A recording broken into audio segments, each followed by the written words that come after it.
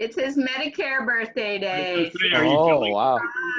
what He miles? turned 21. Aw. Okay, I'm done. 456, I don't know. Guess what I'm doing today? Filing for Medicare? Working? Did that. Nope. Hitting the greens. Yeah. Ah, I thought you had been golfing, Ted said. Ted 10 said o'clock tea time, Point Blue Bay. This week he's golfing 4 times, but who's counting? Well, clearly.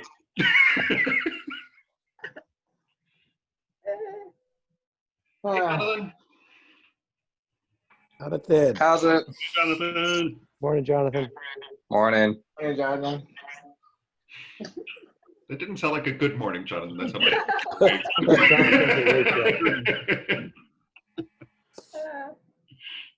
Well, I don't know. Maybe it's too hot out for Rotarians to come to a meeting, but we're going to go ahead and get started. So I am going to share my screen. Oh, Mary's here. Hmm? Hey, Mary. Hi, Rodney. Happy birthday. Thank you. I'm going to share my screen and get the bell going. So let's get this meeting underway.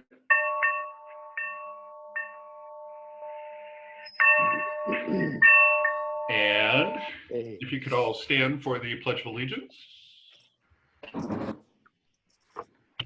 And let's see, Ron, if you could lead us in the pledge. Pledge allegiance to the flag of the United States of America and to the republic for which it stands, one nation, under God, indivisible, indivisible, liberty, liberty, and and justice justice for all. for all. Thank you.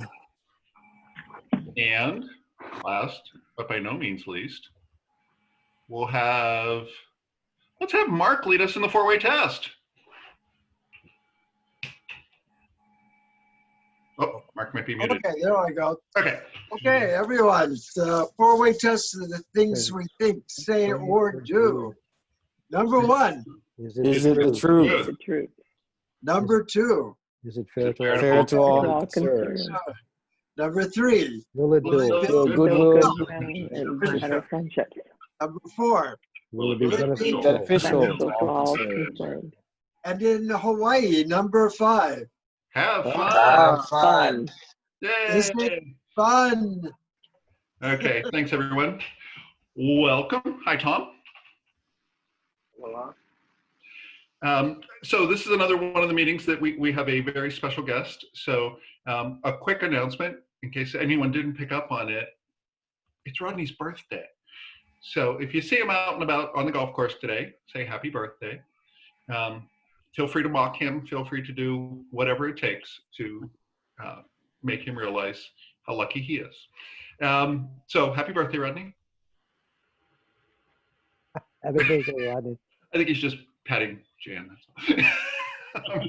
But I'm going to mute everyone because, of course, that gets rid of the background noise.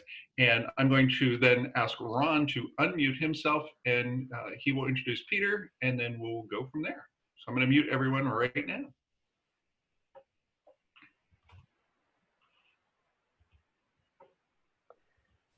Well, Peter first came to the U.S. from New Zealand in 1973 to pursue postgraduate studies in law at the University of Virginia as a Rotary ambassadorial scholar. After a career in private legal practice in New Zealand, he returned to the U.S. in 1992 and to take up a position with the World Bank as a senior international attorney. He retired from this position in 2009, and he was inducted in Rotary in 1976 and has served the organization in many capacities. He has been particularly involved in alumni Rotary Peace Fellow activities and has chaired both the Alumni Relations and Rotary Peace Centers Committee. He is the outgoing dean of the Rotary Representative Network and is the RI Director for 2022 in zones 33 and 34. Now, on a personal note, Peter and I are district governor classmates from zone 33-34. And that particular class of governors had a unique status. In 2013-14, each incoming governor throughout the world made a personal donation to the Rotary Foundation. And that was the first time that had occurred. Thus, they were named first class. However, when Peter first met me at one of our first Zone 33-34 governor meetings, he immediately went to the rest of my classmates and suggested that perhaps no class would be a better offering. So, President Rick, if you would unmute everyone, and if we could, oops, hang on.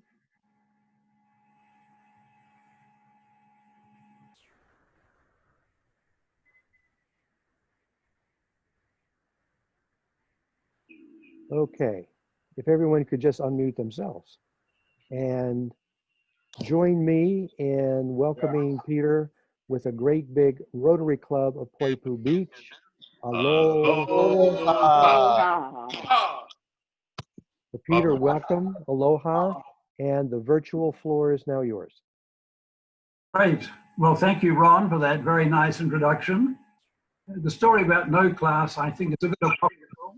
I don't recall that, but it's a good story, so I'll let you go with that. President, thank you for allowing me to join you. Good evening, everybody. It's a pleasure to be with you.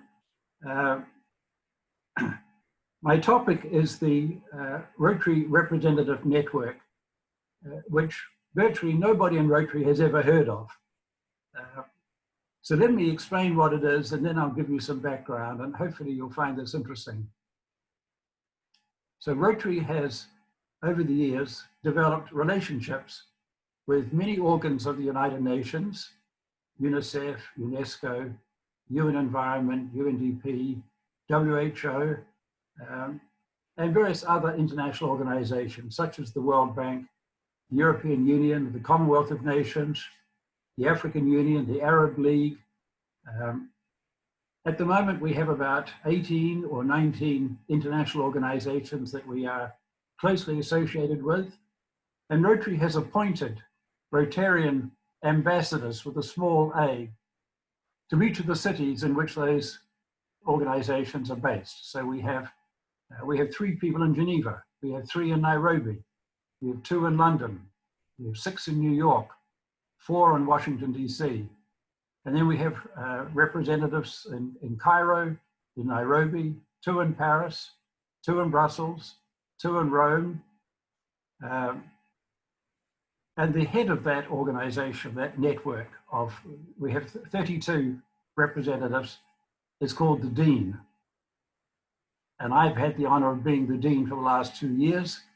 I just had to give up this position because I'm going onto the board. I gave it up reluctantly because I've had many dream assignments in Rotary, and being the Dean of the Rotary Representative Network is right up there as one of the best.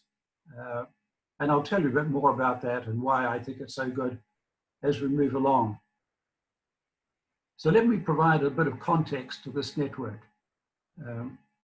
As you know, Rotary started off in 1905 in Chicago, fairly slow. By 1910, we still only had about 15 clubs. And about that time, the overriding concern around the world was the prospect of war between England and Germany. In 1914, war was declared. At the International Convention in 1914, Rotarians sought to establish a peace institute because of the incoming war. That did not go ahead. The United States ended the war in 1917. The war ended in 1918.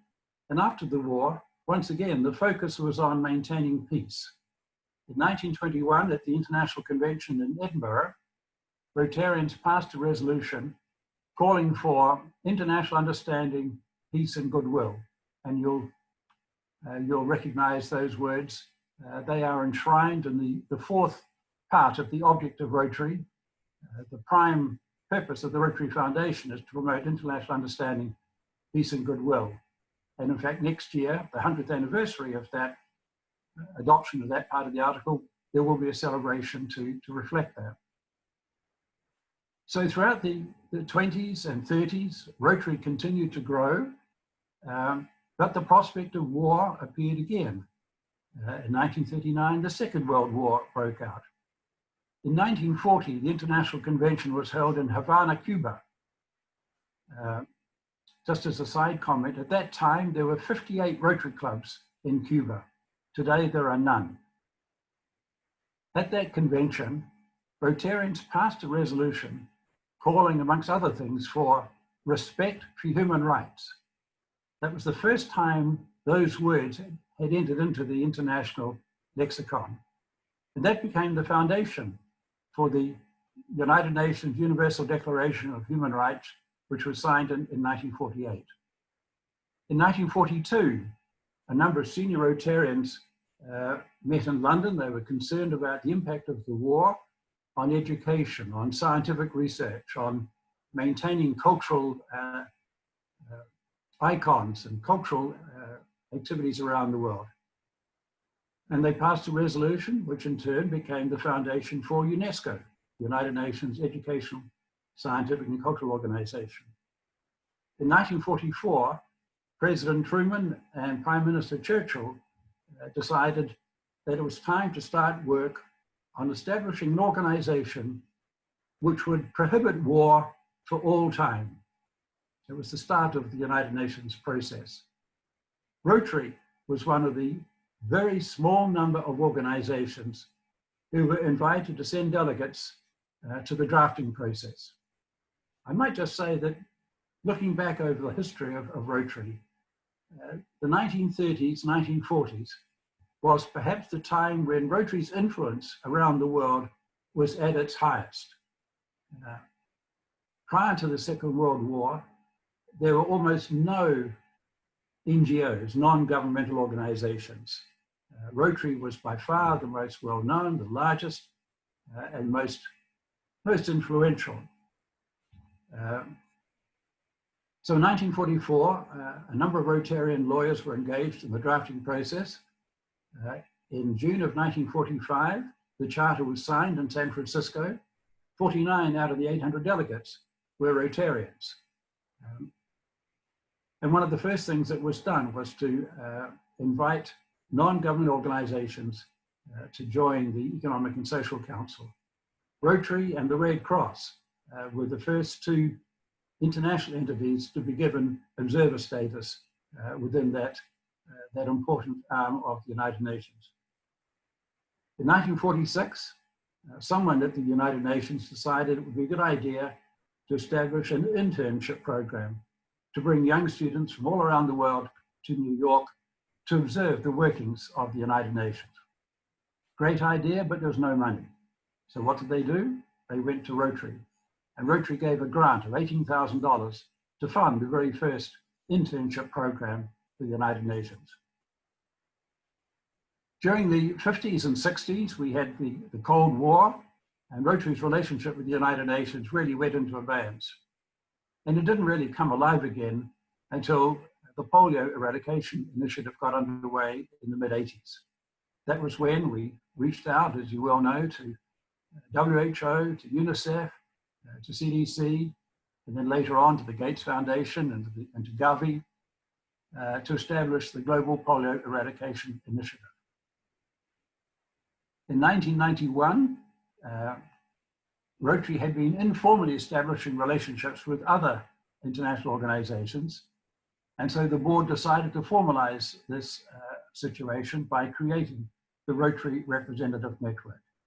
And since then, a number of organizations have been added, some have been deleted.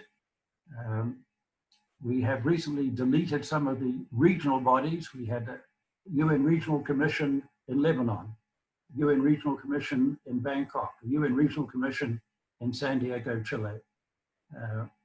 But we've added the Asian Development Bank, which is the primary, it's the Asian equivalent of the World Bank, based in Manila. We've added the African Development Bank. and we are exploring the possibility of adding the Inter-American Development Bank, which handles development aid for South America. Initially, the focus of the network was really one way. The representatives were encouraged to meet with their counterparts to promote awareness of Rotary, to some extent advocacy, but just recently the focus has now changed. We have aligned the network much more closely with the strategic plan, the action plan that Rotary has adopted to increase impact and promote engagement, adapt, and so on. So now we're looking at not only promoting Rotary within these organizations, but promoting what these organizations can contribute to clubs and districts around the world.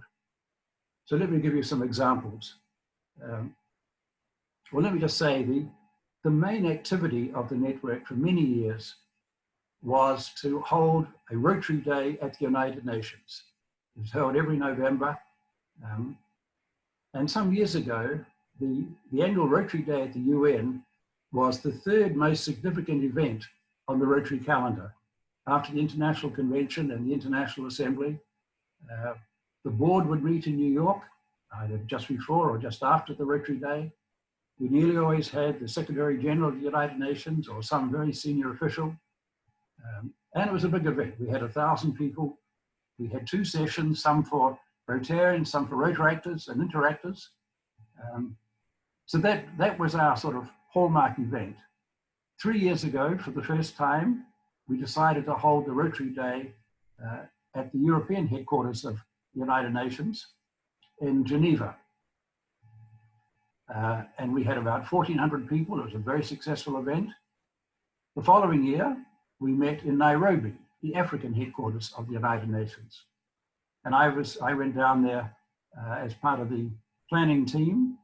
And while I was there, I asked to meet with representatives of the United Nations Environment Program. The UNEP is the environmental arm of the United Nations, and it's based in Nairobi. So we met. 5 young people came into the room, all sort of young environmental activist looking people. My apologies. I'll pay a fine for that interruption. 5 young people came into the room. It turned out, unbeknown to us, that the team leader was a Rotary Peace Fellow. We were thrilled. And he came from New Zealand. Doesn't get much better than that. The second person was a Rotary Ambassadorial Scholar. The third person was the president of one of the local Rotary clubs. We had prepared our Rotary elevator speeches. We didn't need them. They knew all about Rotary. And they came prepared with a list of 25 projects which they thought might be of interest to clubs and districts, environmental projects. So that led to a meeting between President Barry Rassin and the Executive Director of UNEP, which in turn led to a meeting between John Huco, the head of Rotary, Chief Executive Officer, and senior officials of UNEP. And that in turn led to a decision to come together with the Environmental Sustainable Action Group and produce an environmental toolkit, a guide for clubs and districts around the world on how to identify environmental projects, how to implement them, how to evaluate, how to monitor them. And for those of you who were in Hamburg last year, you may recall that this publication was actually formally announced and distributed at the Hamburg Convention. It's about 30 pages. It's very professionally done. It's a great example of coordination between a UN body, Rotary, and a Rotary Action Group. And we're keen to do similar toolkits on maternal and child healthcare with WHO, on education projects with UNESCO, on child relief projects with UNICEF. So that's an example of the sorts of activities which the network is engaged in. Last year, the last Rotary year, it was the 75th anniversary of the signing of the UN Charter. And President Mark Maloney wanted to have 5 events around the Rotary world to celebrate Rotary's relationship with the United Nations. So the first was in New York in November last year. And then we were scheduled to meet in Santiago in late January. But sadly, that got cancelled because of protests in Chile at that time. Then we were due to meet at the end of February in Paris. And in early May in Rome. They all got cancelled. And then, of course, the finale was to be in Honolulu on June the 5th for the, just before the convention. Might I just say to those of you who were involved, and I know Ron was heavily involved in the organization of the Hawaii Convention, you must have been so disappointed. We were so disappointed. Apart from going to Honolulu, we had booked a timeshare on your island. My wife and I were going to spend a week in a timeshare. So we were disappointed that we had to cancel that. But the good news is that Hawaii is back on track. And I think it'll probably be either 2027 or 2028. So hang around for that. So all those Rotary presidential conferences were cancelled, which was a great shame. We have several more in the pipeline. In October, on World Polio Day, we're having a Rotary Day at the European Union. The countries that comprise the European Union have been strong supporters of the polio initiative. So we're going to have a conference in Brussels. And then in February of next year, we're going to meet in Geneva for a Rotary Day at the World Health Organization, focusing on maternal and child health care. We've had Rotary Days at the White House, Rotary Days at the World Bank. We've had several Rotary Days at the Organization of American States. And really the prime purpose of these events and the network is to highlight the internationality of Rotary. I've had quite a few meetings in Paris and in Rome and Geneva, in Nairobi, Cairo with these organizations. And the message I get time and time again is that we would like to collaborate more closely with Rotary. Rotary is one of the world's most well-known, most well-regarded civil society organizations. There's tremendous potential, I think, for expanding on the relationships. UNICEF in particular, it's one of our polio partners. We channel a lot of the polio funds, $50 million a year, through UNICEF. And they're very keen to get closer to Rotary. And there are a number of initiatives around the world involving UNICEF and Rotary. And we've just appointed a representative in Nairobi, a lady from Kenya. She's a past Kenyan ambassador to the United Nations, very senior lady. She was the Deputy Secretary General of the Commonwealth in London. She will be our UNICEF representative. We've just appointed a very able lady professor of law in Geneva to be our representative to the UNHCR, the UN High Commission for Refugees. There's an increasing focus on the humanitarian aspects of refugees and displaced persons around the world. There are a number of Rotary projects. We are in the process of establishing a Rotary Action Group for refugees and IDPs. So it's all part of a sort of a long-range plan to make sure that Rotary and Rotarians are engaged internationally. As I said, we are very well regarded. We have a tremendous brand. The brand has helped enormously in terms of advocating for polio. We often say that the world doesn't know enough about what Rotary does, as if the world needs to know what Rotary does. The world doesn't need to know, but policymakers and senior government officials need to know. And Rotary does a fantastic job of advocating for its causes, particularly, of course, for polio, but more generally for other purposes. And I see that expanding. We've just appointed 5 new representatives to the network. One lady will be focusing on the UN Commission on Women. Another will be focusing on UNICEF. So there's a lot of scope for Rotary to be seen to be part of the international community, and in turn to benefit. We can benefit from the way UNESCO does community assessments. We can benefit from the way UNICEF implements projects and the way UNHCR monitors projects. We don't need their funds. That would be nice, but we don't really need their money. But what we do need is their policy guidance, their resources, their knowledge, so that we can learn from that. We can learn on best practices and identify those projects and those programs that we should follow and that we can identify as contributions where we're adding value. We're not necessarily repeating what others are doing. We need to develop our own niche and work out how we can add value to the sum total of the international humanitarian activities of the world. So perhaps I'll take a break now. I don't know how long I have to spend. Like Ron, I'm a past district governor, so I can go forever. But maybe it's time to stop, and I'm happy to answer questions and zero in on anything that anybody else would like to know about.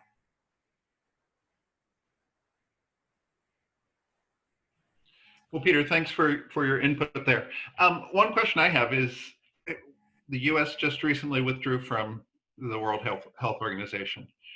What impact do you see in the near term about that? And, well, I'm not going to politicize it, but what impact do you see out of that? Well, as you might imagine, discussions are ongoing. The US government is the single largest donor to the polio eradication initiative. Every year, a team of high-level Rotarians, usually past presidents, go to the United States Congress to lobby for an annual appropriation, and every year we are successful. Every year we have a function at the Congress to honor the senators and congressmen who have supported Rotary over the years. I've been on many occasions. It's a very nice event. The polio account in WHO is a separate account. So the money, it goes to WHO, but it goes into the polio account along with contributions from other countries around the world. So we don't think that the current administration's decision to pull out of WHO will necessarily put a stop to polio contributions. I think it's highly unlikely to do that. How this will be finessed, we just have to wait and see. But at this stage, we are cautiously optimistic that the US government's funding for polio will continue.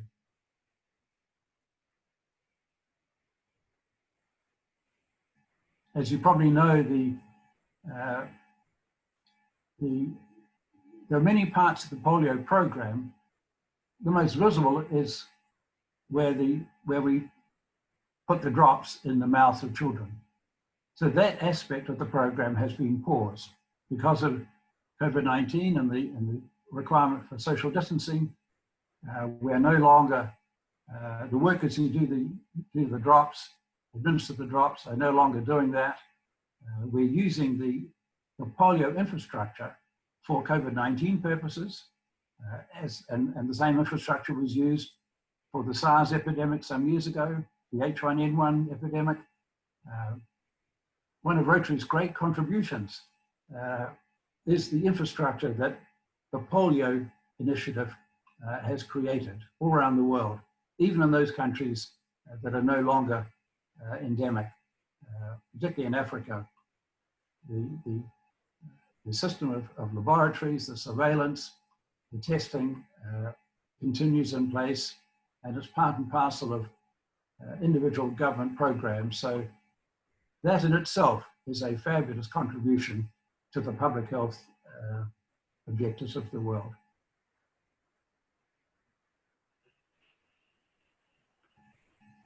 Along those lines, now that We have the global pandemic with COVID-19.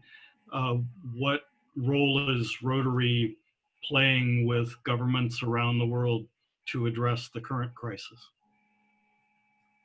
So Rotary's number one external priority is still polio. Even though the vaccinations are on hold, Rotary is still very much engaged with the other, the surveillance and the testing that I mentioned. Rotary has not taken a position with governments on COVID-19. Individual clubs and districts have been very active. And if you go to the Rotary website, you'll see all sorts of stories where clubs have been actively involved in a wide variety of COVID-19 initiatives, from supporting nursing homes, for picking up food, delivering food, providing PPE equipment, sending cards to people in nursing homes. The creativity and innovation that Rotarians have demonstrated since we entered into this virtual world has really been extraordinary. The board has met several times in the last 2 months, and all the senior leaders are just so impressed with the speed and the efficiency with which Rotary has transitioned from being an organization that met primarily in person to one that meets virtually. We estimate that around 75% of the clubs around the world are meeting online, which means we have a lot of work to do with the other 25%. In some cases, there are internet connection problems. For some clubs, clubs with older Rotarians, the level of comfort with the technology with Zoom is not there. They miss the personal connection, so we are predicting that there'll be some loss of membership from that demographic. But at the other end of the scale, as we've already seen, younger people who were reluctant to join a club because of the expense or because of the timing of the meetings are able now to join and are joining e-clubs. We've seen a lot of activity amongst Rotaractors. Of course, the whole focus on Rotaract over the last 2 years has been an enormous fillip to the organization. Over 1,000 new Rotaract clubs have come on board in the last 2 years. The focus this year is on improving the quality of the activities that Rotaract clubs engage in. So on the one hand, we are predicting a loss from the older age group, but at the other end, we hope that that may be made up in part by the younger generation. We've done a lot of work on statistical modeling. We have a statistician on the staff. And when we look back through to 1905, the growth of Rotary is a fairly constant upward growth, but at various breakpoints: First World War, the Depression, the Second World War, the Korean War, and so on, we saw that Rotary membership either stopped, declined slightly, and then the following year resumed its upward path until, as you know, around 25 years ago, when we hit 1.2 million, and we seem to have been stuck there for the last 25 years. But even there, when we've had major conflicts, 9/11, things like that, it hasn't had a very adverse effect on Rotary membership.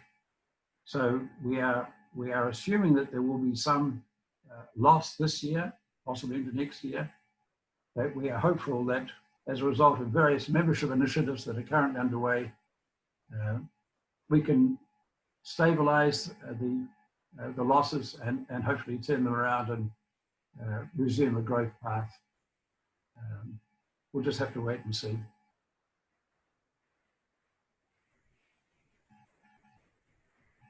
Hi, Mark. Greetings, Peter. I'm sure you recognize the screen behind me. Yes. Could you talk a bit about the relationship of the Sustainable Development Goals and Rotary's areas of focus, and maybe also the international the Institute for Economics and Peace, Pillars of Peace? Sure. So in the year 2000, the United Nations promulgated the Millennium Development Goals. You may remember those goals. And when Rotary was going through the Future Vision process around 2005, 2006, the 6 areas of focus that Rotary developed were loosely based on the Millennium Development Goals. Then in 2015, the UN replaced the Millennium Development Goals with the Sustainable Development Goals. And there were 17. And for the first time, peace is one of the Sustainable Development Goals, goal number 16. So Rotary is still, the areas of focus are still loosely aligned with the SDGs. There's no direct relationship. I would like to see Rotary focus a lot more on the SDGs. The SDGs have become the official international framework for development. So all the international financial institutions, the World Bank, the European Bank, all the development banks are obliged to follow the SDGs. Governments follow the SDGs because they're part of the UN system. And Rotary loosely follows the SDGs. I would like to see a much greater alignment. Years ago, I remember writing a paper which I suggested that when we had the Millennium Development Goals, if let's say Zone 33 could adopt as its zone goal providing education for females up to middle school level in Bolivia. That was one of the Millennium Development Goals, getting girls into school. If we could adopt a goal like that in a country like that, the impact internationally would be dramatic. At the moment, we're still seen as an organization which promotes a lot of $30,000, $40,000, $50,000, $60,000 projects, which are great. They make you feel good, clubs that feel good. But the impact on the world footprint is negligible, which is one reason why we've gone to the new scalable grant model, $2 million, which we haven't yet promulgated, but we will soon. I remember going to the World Bank many years ago with Bill Boyd, and we did a presentation. We were trying to get the World Bank to partner with Rotary. And we talked with the number 2 at the bank, who happened to be a New Zealander at that time. And Bill very proudly said, we are an organization, we have $60,000 projects, 70, 80, even $100,000 projects. And Bill was bursting with pride as he mentioned this. And the guy said, well, that's fascinating. But the numbers that you mentioned, we regard those as rounding errors. That really put us in our place.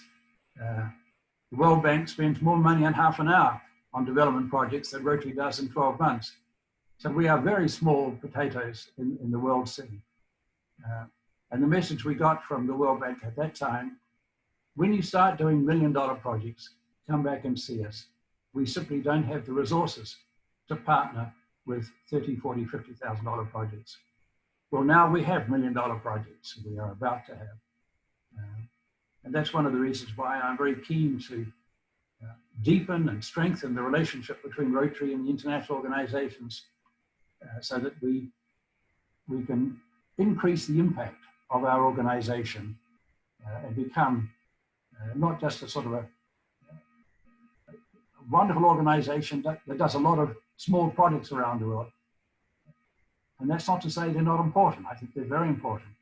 But we have the resources, the technical resources, the financial resources, the human resources to make a much larger imprint on the world scene. And I would like to see Rotary up its game. But that's my personal view, and not everybody shares that view. So.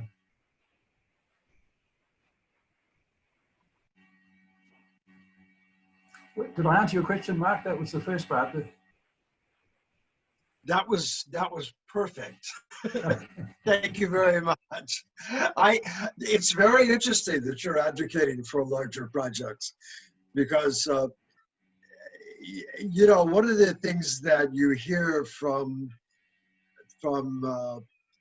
let's say Rotarians on the other side of the political divide is that, you know, once we get out of the UN and sever this relationship with the United Nations, you know, Rotary will fill the gap, and people will need us even more because of our wonderful projects throughout the world. And you know, obviously the answer to that is, you know, our projects are peanuts, as you said, compared to government budgets, budgets of multilateral organizations. So I love your advocacy for a larger role. You know, it's difficult to reconcile with the kind of grassroots ethos. Right. And I struggle with this as well. I mean, I'm embedded in Rotary. It's been an important part of my life since 1976. I love it. But in the grand scheme of things, we are very, very small. We often talk about life after polio, what sort of corporate project we might have. And I've often said, we will never be a water organization. We have a lot of water and sanitation projects, but there are dozens of organizations as big, if not bigger than ours, that focus exclusively on WASH. We'll never be a maternal and child healthcare organization. The WHO and other health bodies have got that covered. We'll never be a literacy organization, UNESCO and so on. The one area where I think we can carve out and should carve out a niche is in peace. As I tried to explain in my earlier remarks about the UN, peace is in our DNA.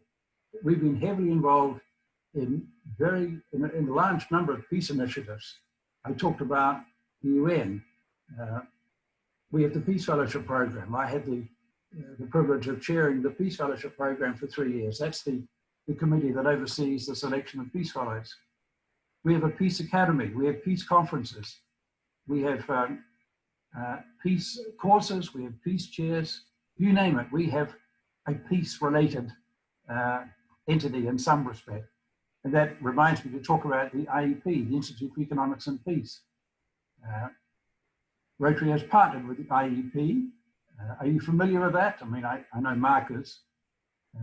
It's an organization based in Sydney, run by a guy named Steve Killalea, who is the Bill Gates of Australia, a very wealthy man. Every time you put a card into an ATM machine, you are contributing to his financial welfare, because he was the guy that did the what do you call it?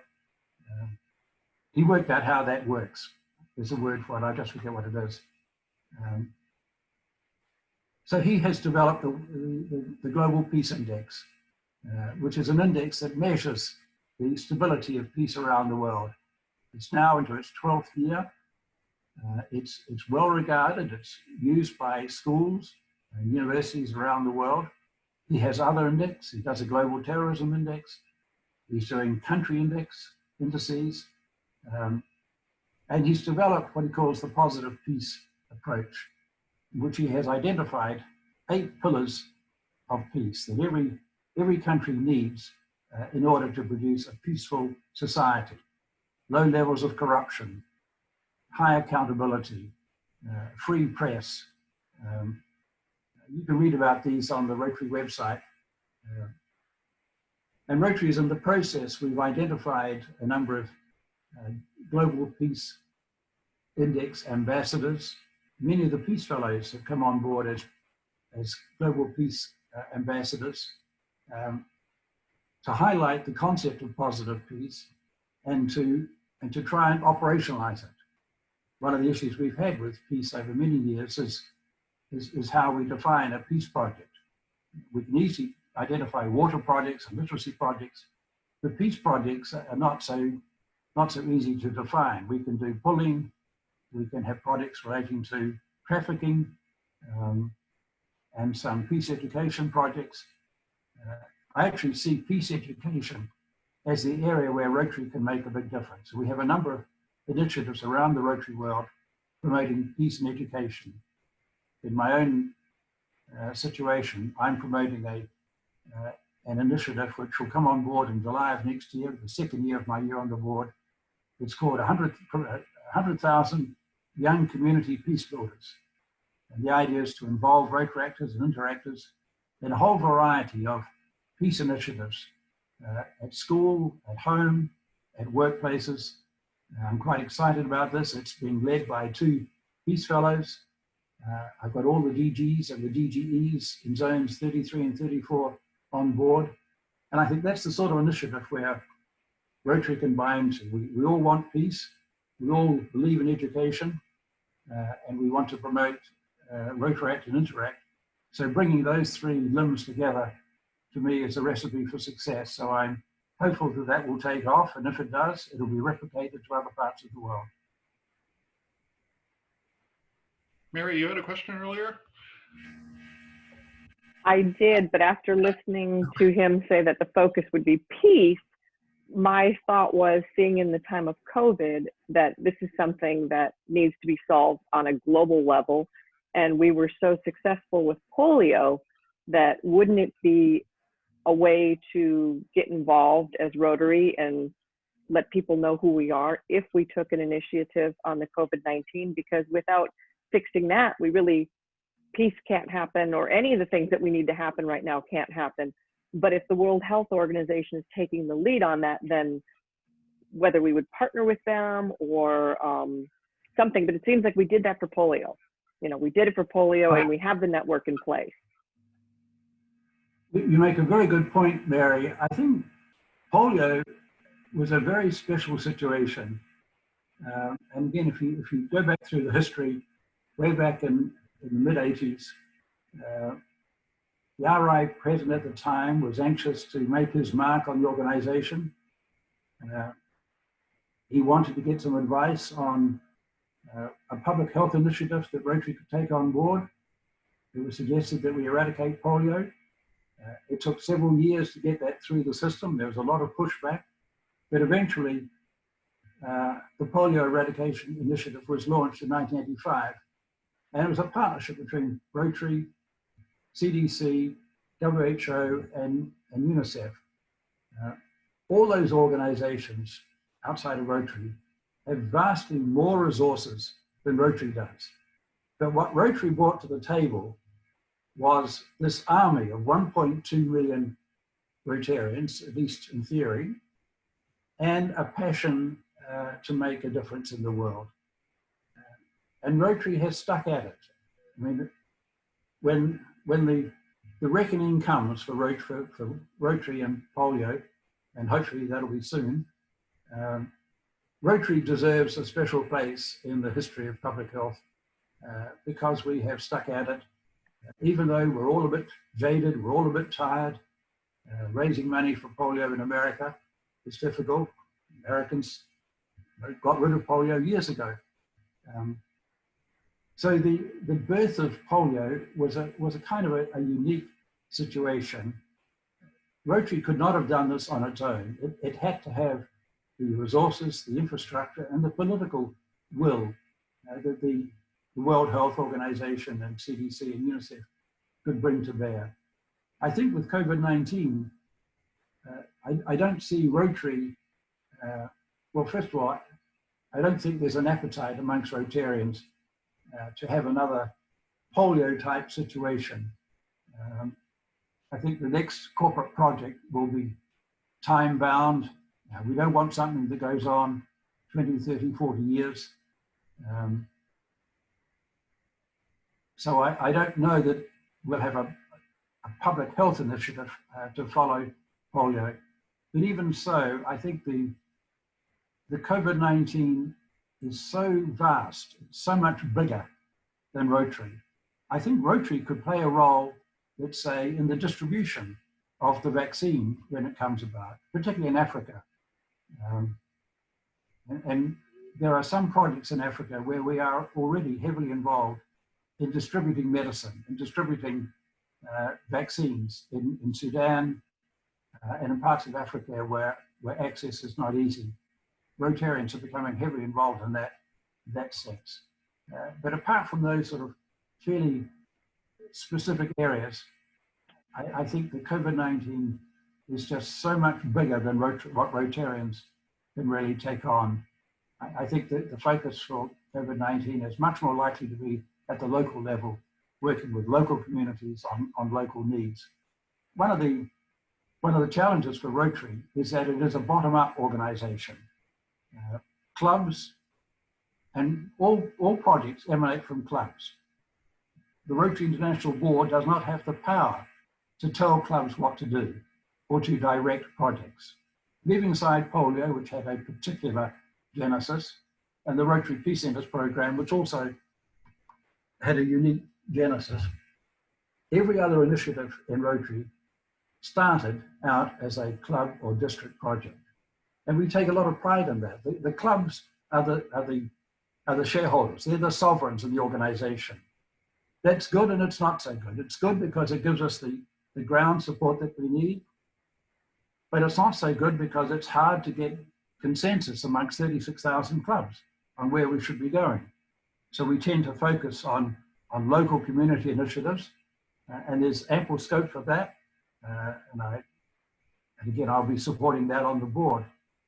But in terms of the international impact that we might have, then I think there's so much more scope for Rotary to engage with the international bodies, not to take over from what they're doing because we don't have the ability to do so, but to find our niche and to partner with those organizations in certain areas, on certain aspects. So I think that's how I see things moving forward. But that's my personal view, and no doubt that others on the board who think very differently. Thanks, Peter. Thank you. Probably have time for one more question if anyone has one. Ed. I'll ask another if no one else has a burning question. Wearing your RI director hat, we have put, it seems to me, increasing focus in the last few years on our core value of diversity and inclusion. And yet, around the world, we still have some Rotary clubs who do not admit women. We've never had a woman president of Rotary International. So what do you see Rotary International at the top doing to lead by example in this area? Right. So last year, the board published a diversity, equity, and inclusion statement. And next week, the board is having a special meeting solely devoted to fleshing out the DEI statement. What does that mean? How can we operationalize it? There's been a lot of pressure from all around the world, but particularly from the US, for Rotary to be seen to be taking a stand on social policy issues.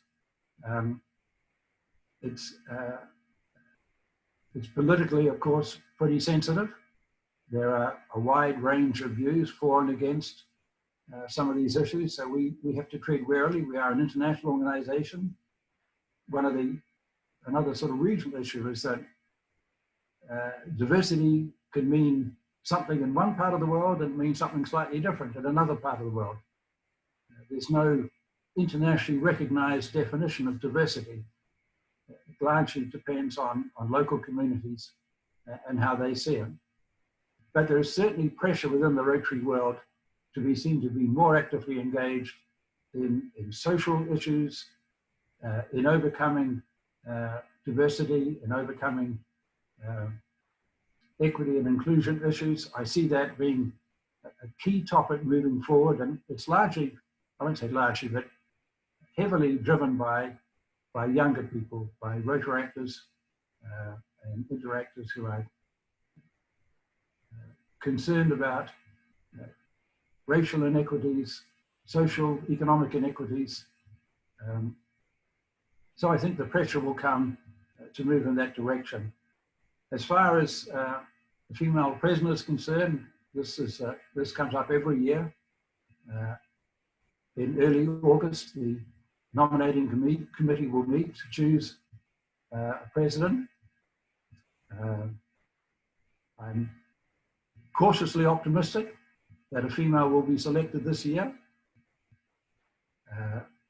What we're seeing is quite a significant increase in the number of females coming through as district governors and in senior leadership positions. And that's what's got to happen. To be an RI president, you have to have been an RI director. To be an RI director, you have to have been a past district governor. So until females start coming through the system, we have those structural impediments. But it's changing rapidly. The percentage of females in Rotary is increasing. Maybe not fast enough, but it is increasing. The percentage of female leaders is increasing at a much faster rate, which is good. Maybe still not fast enough, but it is increasing. This year, there are 2 females on the RI board. Next year, there'll be 6. The following year, there'll be 7. We've never had a situation like that. So things are moving in the right direction.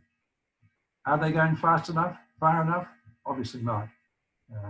But I think Rotary is like an aircraft carrier. It's very hard to change direction. It takes a long time. It's not the most nimble of organizations. But we're moving in the right direction. And I must say, the females who are coming onto the board next year, every one of them is an amazingly talented, not that the men aren't as well, but they are extremely talented and competent, and I think it's going to have the same impact on the organization as adding environment as our 7th area of focus is having as well. Great, thank you. I enjoyed talking with you guys. My time is probably up. We've got other things to do. But thank you very much for the invitation, Rick and Ron. I hope you've learned something. I'm happy to answer any questions offline if that would help. I wish you well. I researched the club before I came online. You have a lot of projects, a lot of activities, obviously an active group. So congratulations. And in 6 or 7 years' time, when the convention returns to Hawaii, I will make a point of coming to Poipu Beach to meet you in person. Great. Great. Thank you. Thank you. Peter, thank you very much for your time this morning. Thank you, Mark. Good. And I will just plug for next week's meeting, which is going to be our DG. A woman, Naomi Masuno, is going to be our speaker and our guest. So please do plan to attend. Peter, thank you again for your time. We very much appreciate it, and look forward to hearing more from you. Thanks, everyone. Hold on. I got a little announcement. Aloha. Can I do an announcement? Go for it. Quick announcement. Happy 65 bucks. I want to donate $65 in honor of my birthday. Jen's gonna be doing that in September. And, so aloha. Thank you, Peter, very much for your insight. With that, aloha. I'm headed for the links. Aloha. Cheers. Aloha, everyone. Bye.